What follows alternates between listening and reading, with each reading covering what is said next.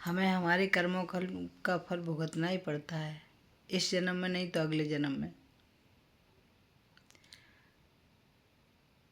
तो एक गांव में दोनों पति पत्नी रहते थे।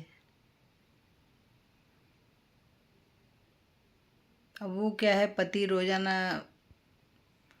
शराब पी के आता था और अपनी पत्नी को परेशान करता था, मारता था, पीटता था।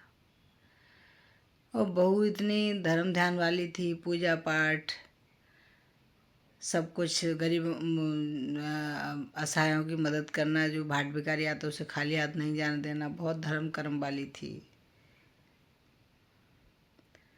तो एक दिन जब बहुत दिन हो गए पिटते पिटते, तो एक दिन वो अपने गुरुजी के पास गई और गुरुजी से बोली कि गुरुजी, मेरा पति मुझे बहुत मारता है, मैं बहुत परेशान हूँ। गुरुजी बोले कि वो तुझे रोटी तो देता है? बोले हाँ, रोटी तो देता है। बोले ठीक है, जाओ। अब वो फिर चली गई घर। फिर मतलब ऐसे ही बीतते रहे दिन। फिर से हफ्ता 10 दिन हुआ, वो मारता रहा, क्रम चलता रहा। शराब पी के आता डेली और बीवी को मारता था। फिर वो गई एक हफ्ते बाद फिर गुरुजी के पास। फिर गुरुजी से उसने सवाल किया कि गुरुजी आप बताओ ना, मेरा पति मुझे क्यों मारता है, बहुत मारता है, देखिए मेरे तो हाथ की हड्डी भी तोड़ दी है उसने। बोले अच्छा, तो तुझे रोटी तो दे रहा है ना वो? फिर गुरुजी ने वही सवाल किया। बोले हाँ, रोटी तो दे रहा है वो मुझे। बोले जा फिर। ऐसे ही क्रम चलता रहा। फिर तीसरी बार वो गई एक हफ्ते बाद। फिर वही गुरुजी ने बोला कि तुझे खाना तो दे रहा है, तुझे रोटी तो दे रहा है? बोले हाँ, मुझे सब कुछ दे रहा है, वो रोटी पानी सब मिल रहा है टाइम से, लेकिन वो मुझे रात को मारता है डेली।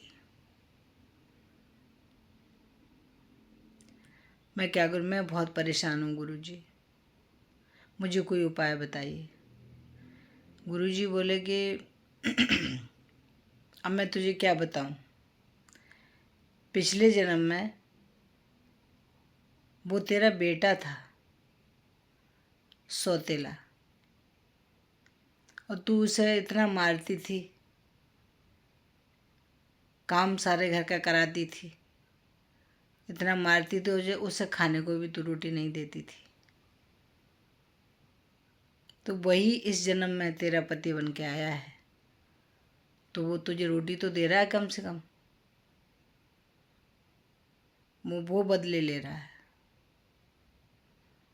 तो दोस्तों, ये होता है कि अपने कर्मों का फल भुगतना ही पड़ता है, इस जन्म में नहीं तो अगले जन्म में।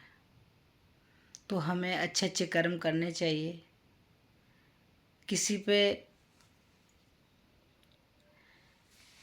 किसी बेकसूर को हमें सज़ा नहीं देनी चाहिए, जो कि वो बहू देती थी पिछले जन्म में, अपने बेटे को, सौतेले बेटे को मारती थी, पीटती थी अकारण ही। ऐसा नहीं करना चाहिए। थैंक यू दोस्तों। अगर ये मेरे कहानी पसंद आए तो सब्सक्राइब और लाइक और कमेंट करना मत भूलिए। Thank you.